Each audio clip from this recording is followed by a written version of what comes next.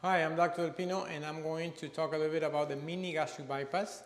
A lot of people ask me about that operation. They say, I'm going to go to Mexico, get a mini bypass, or I had a mini bypass in Mexico, and how is that different from a regular bypass? So, first, this is the normal anatomy. You have your stomach, followed by your small intestine, and then the large intestine. So the mini bypass, which is this one here, okay? The mini bypass involves creating a long new stomach, okay? Nothing is removed, so you get A here.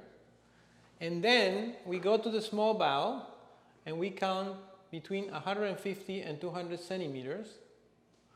And this point mark at 150 to 200 centimeters is going to come up and going to get connected here, okay? And we end up having this connection here at 150 or 200. You have only one connection, so that when you eat, the food comes here, and this is the normal orientation, how things go. Food will go distally into the rest of your small bowel,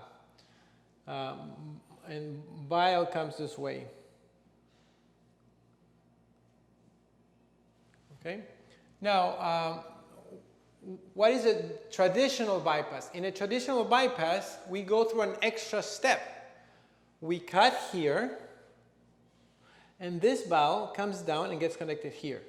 So you get this extra here. This loop was here. I cut it and bring it down here, and you have two connections. Okay, so the surgery takes about 45 minutes to do. It's a quick operation done under general anesthesia with little holes.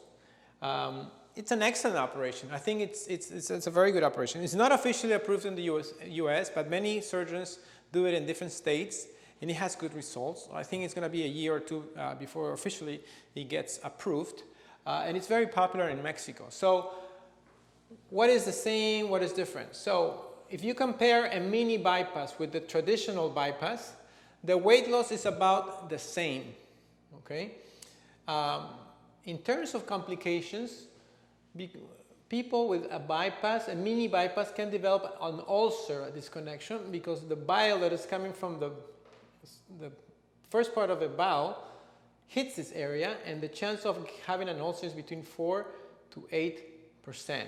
And if I do a mini bypass on 100 patients, they say that about 1 in 2 patients will need another surgery to fix this ulcer. Some of those ulcers will go away just with medical treatment, but 1 or 2 in 100 patients will need that extra step where you cut here, and this part comes here, and you get a new connection. Okay, that's how you treat an ulcer. So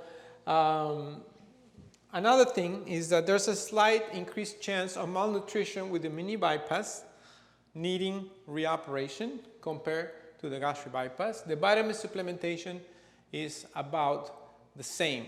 Okay, so when would I recommend a mini bypass compared to a regular or traditional gastric bypass?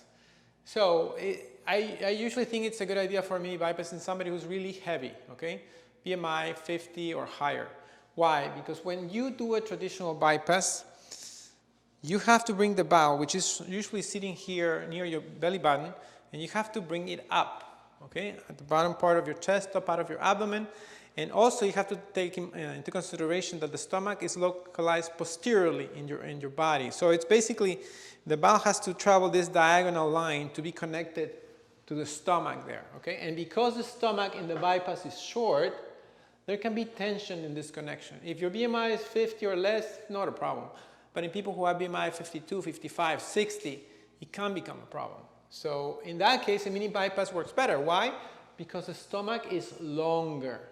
And when you make the connection, there's less tension. But otherwise, they're very similar, like I said. There is a chance of reoperation because of an ulcer. There is also a chance of an ulcer here with a bypass, but it's only 1–2%, and the chance of reoperation after an ulcer here is less than a mini bypass. That's the mini bypass.